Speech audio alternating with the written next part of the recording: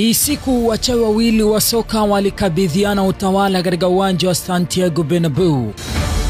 Katika siku hii, yule mtaalamu ambaye wengi wetu tunamtambua kama CR7 ilimpasa kuvaa jezi nambari 11, huku mtaalamu wa soka Raul González Blanco akivaa jezi nambari 7. Utajiuliza, ilikuwaje CR7 akaivaa jezi nambari 11? Katika mechi hiyo Ronaldo alivaa jezi nambari 11 kwa sababu Raul González ambaye alikuwa ni nahodha wa Real Madrid alikuwa bado anaitumia jezi nambari 7, huku Ronaldo akiwa bado hajapewa rasmi namba yake maarufu namba 7. Hii ilitokea mwanzoni mwa msimu wake wa kwanza katika klabu hiyo katika msimu wake 2009-2010 baada ya kujiunga na timu hiyo akitokea Manchester United. Baada ya Raul kuondoka Real Madrid mwaka 2010, Ronaldo alichukua rasmi jezi nambari 7 ambayo imekuwa ikihusishwa na jina lake katika mafanikio makubwa ya soka.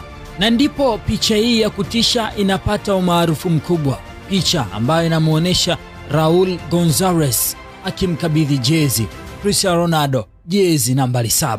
Baada ya kukabidhiwa jezi hii, kilichofuata ilikuwa ni historia, kwa sababu Cristiano Ronaldo alivunja rekodi nyingi za kihistoria alipokuwa akiichezea timu ya Real Madrid kati ya mwaka 2009 hadi mwaka 2018. Moja, alifunga jumla ya magoli 451 katika michezo 433 akivunja rekodi ya Raul González Blanco ya mabao 322. Tatu, kwa mfungaji bora wa ligi ya mabingwa barani Ulaya akiwa anaichezea timu ya Real Madrid, alifunga mabao 105 kwenye timu ya Real Madrid kwenye ligi ya mabingwa, na kwa mchezaji wa kwanza kufikisha idadi hiyo kubwa ya mabao ndani ya klabu moja. Alikuwa mfungaji bora wa ligi ya mabingwa kwa misimu 6 mfululizo kati ya mwaka 2012 hadi mwaka 2018 akiwa Real Madrid. Raul González alifanya kosa kubwa sana kumkabidhi huyu bwana jezi nambari 7 kwa sababu alifunga mabao 41 katika msimu mmoja wa mwaka 2014-15, mojawapo ya rekodi zake bora katika msimu mmoja. Alifunga zaidi ya mabao 50 katika kila msimu kutoka msimu wa mwaka 2010-11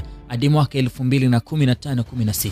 Huyu Ronaldo alifunga hat-trick 34 akiwa na Real Madrid na kuivunja rekodi ya Alfredo Di Stefano. Huyu alifunga mabao 61 katika mwaka 2014 ikiwa ni rekodi ya juu kabisa kwa mchezaji wa Real Madrid. Huyu Ronaldo alifikisha mabao 100 kwenye ligi ya mabingwa akiwa na Real Madrid. Alikabidhiwa uchawi wa kuitawala Santiago Bernabeu barabara katika msimu mwaka 2014-15. Alifunga mabao 17 ambayo ni rekodi ya mabao mengi katika msimu mmoja wa ligi ya mabingwa barani Ulaya. Alikuwa ni mchezaji wa kwanza kufunga michezo 11 mfululizo kwenye ligi ya mabingwa barani Ulaya. Huyo ni mchezaji aliyefunga mabao mengi kwenye El Clasico. Akiwa Real Madrid, Ronaldo alifunga mabao 18 dhidi ya Barcelona katika mechi za El Clasico. Akawa mfungaji wa kwanza katika historia ya Real Madrid kufunga katika michezo 7 mfululizo ya La Liga Santander. Hii aliandika mwaka 2014-15. Huyu akawa mchezaji aliyefunga penalti nyingi zaidi kwenye historia ya Real Madrid. Ronaldo alifunga mabao 61 ya penalti akiwa ni mchezaji wa kuaminika zaidi katika mipira ya adhabu. Akawa mchezaji wa kwanza wa Real Madrid kufikisha mabao 300 ya La Liga.